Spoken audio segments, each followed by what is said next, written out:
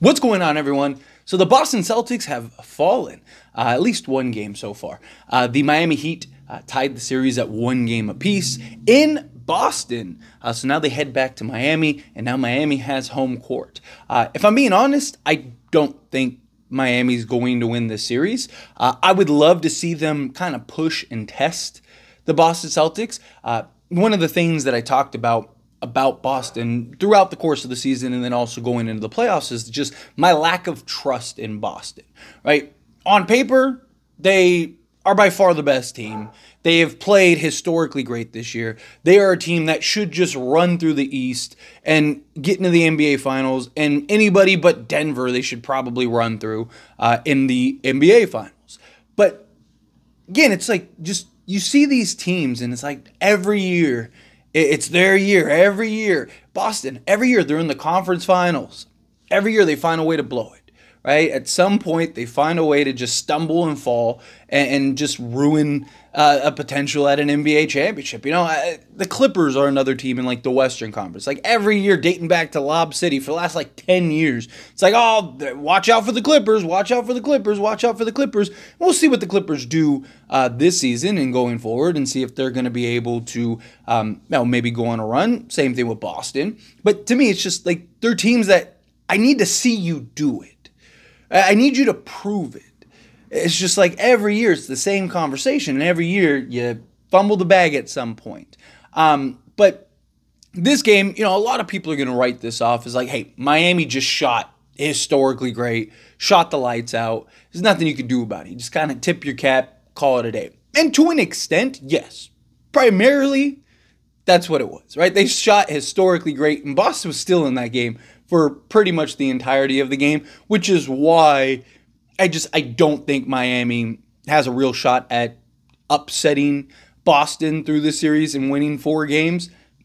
Anything's possible, right?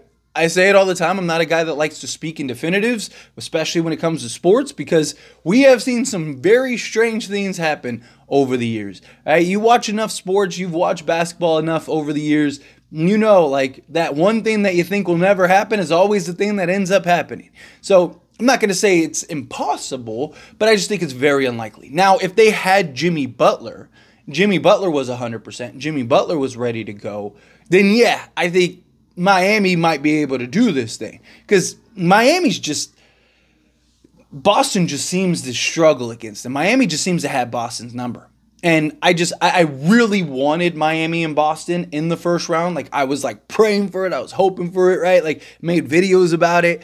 And I ultimately got it, but I got it without Jimmy Butler. And it was like, man, like, come on. Like, give us anybody else. But it's nice to see them, test Boston a little bit and see how does Boston respond. Do they go down 2-1, and then all of a sudden it's like must win 3-1. I want Boston to lose game 3 in Miami because I want to see, obviously I'm a Laker fan, but removing my Laker bias, right? Getting away from my Laker bias, like just as like a fan of the game, I want to see them, again, get tested. What do they look like? How do they respond when they get challenged? You're down 2-1, you lose this next game, you're probably done, right? Because now you got to win 3 straight games. Can you do it? Of course, but it's just like Miami's got all, we've seen this story, the same script over and over and over and over and over again, right? So I want to see, what do they look like with their back against the wall, right? I want to see, do they show up in that game 4 if they're down 2-1 and just collapse? Or do they come together and go, hey, let's get it, let's go, right? Like, that would be a really good kind of like finger on the pulse moment for the progression through the playoffs and then potentially win an NBA championship. How do they respond against a little pushback, a little adversity? Because, they didn't really get any of that in the regular season. They just kind of ran through everybody. A lot of the games that they lost were due to their own just faults, which is why I don't really believe in Boston, which ties into this game, right? Like I said, I know a lot of people are just going to look at this and write it off as like, hey, Miami just shot the lights out, nothing you can do about it. Boston still had opportunities to win that game even with that. But it's not just that. Boston didn't play the right way. Boston still could have won that game, but they get comfortable. They love to shoot themselves out of games at times. A great example, right? and I've talked about this on this channel. I've talked about it on As It Stands Lakers. The Lakers game where the Lakers didn't have LeBron James and Anthony Davis, and they just like ran through and blew out Boston, right? Again, credit the Lakers for winning that game, but even as a Laker fan, and even when it happened, I acknowledge that a lot of that win was Boston beating themselves, right? No Anthony Davis. Instead of being aggressive, putting your head on the deck and just getting to the basket, what do? They just jacked up. I think they jacked up like 42 threes or something like that off the top of my head. That game, they shot a ton of threes, and they basically just shot themselves out of the game.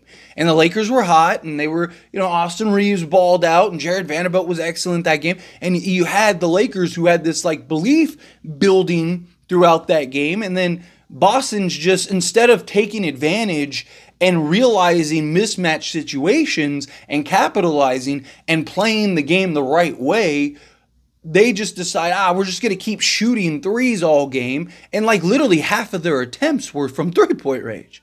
It's just like, unless you're shooting well, like, yeah, if you make 20 of them, sure. But like, you're shooting 28% from three or whatever. I think they finished at like 31%, something like that from 3-point range that game. And it's like, you literally did exactly what the Lakers were hoping you would do.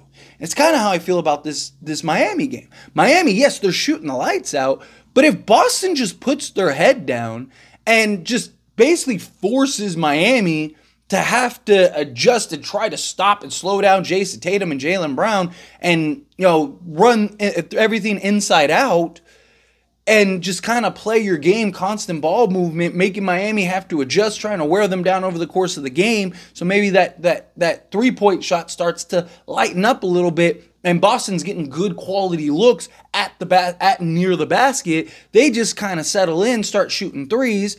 Right? Like, there was a couple moments. Jaylen Brown hit 3 straight threes in this game. You see that moment, it's like, oh man, here you go. But then what happens, right? Instead of, yes, I understand the heat check. Cool, go ahead. The heat check is fine, but can you get a quality look? Right? Like he just like ran down the court and just like chucked it up rather than like, maybe like, faking, crossing over and just getting a little step back or something, or swinging the ball up and then running a play design to get him the ball back so that way he can get another look and maybe extend the lead more. He just shot chucks it. Right? Like, and it's contested. Like the guy was literally as close as I am to this camera right now. Right? Like there was not really much room to get a good quality shot off, and he misses it. And they run the other way. Boston had still managed to kind of have some breaks towards the end of that half, but it's those little things. And you see those little things kind of build up throughout the course of this game. It's like, a key miscue and then, a terrible shot selection. You start building momentum, and instead of just getting a good look to get back in the game and maybe overtake Miami, boom, you go and just decide to run a terrible set or get a terrible shot off, and then Miami goes the other way and they're hot, so boom, they hit another one.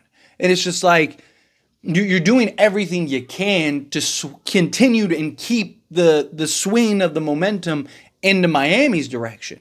And I've watched Boston do that a lot this year. Most of their losses have been that. Boston just loves to get away from the things that are working for them and the advantages and the mismatches and stuff. It's also one of the reasons I'm not like super confident in Joe Mazzulla.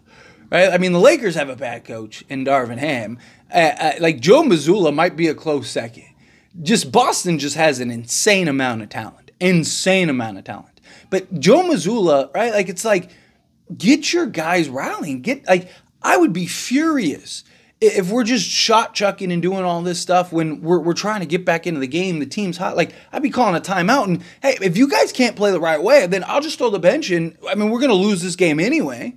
Right? So the way you guys are playing, so might as well just bench you guys and at least get the bench guys in there. Maybe they'll actually execute properly and maybe we will win this game, right? Like it's just the little things and just certain timing on stuff that Joe Mazzulla handles it. And, I don't know. I'm not super sold on him as a head coach. I just think a lot of like the game management stuff he's not great at.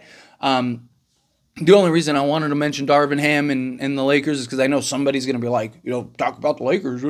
Well, yeah, because Darvin Ham's terrible, right? Another guy that can't handle game management. Joe Mazzulla, I think, is a guy that's there. I don't have a lot of trust and belief in him, right, to like kind of right the ship. There were several moments in this game where it looked like Boston was regaining momentum and had a real opportunity to kind of get out and push ahead and potentially win this game. And it's just like you're just kind of letting them kind of scatter. And it's like, dude, like, manage the game, right? Get your guys together, get them figured out, get them worked out, right? And that's one of the things that, I think is impactful in losing Marcus Smart, right? Marcus Smart, don't get me wrong, he's a guy that talk about shot chucking at times, and his decision making at times can be pretty bad.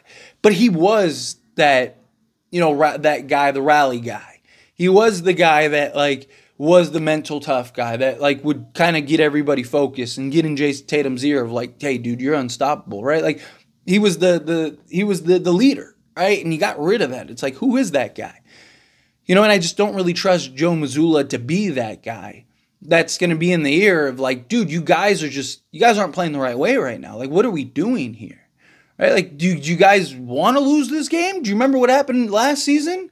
Are you trying to replicate that? And they don't have Jimmy Butler, man. Like, all of us are getting fired. Like, Jaylen Brown, you getting traded, right? If we lose this series, I'm getting fired, right? Like, you guys are probably all getting disbanded, right? Like, Drew, you're probably safe. You just signed a new contract. But the rest of you, outside of Jason Tatum, you guys can all pack it up and go, including myself. Like, what are we doing here, right? Like, I'd be like screaming at these guys, like, get it together, right? You can win this game. And, it's just, again, Boston kind of just playing around, playing with their food. We're going to find out if it bites them. We are, because you just showed Miami again that they could beat you. Yeah, they had to shoot the lights out, but this is a team that we've seen capable of putting that together for multiple games.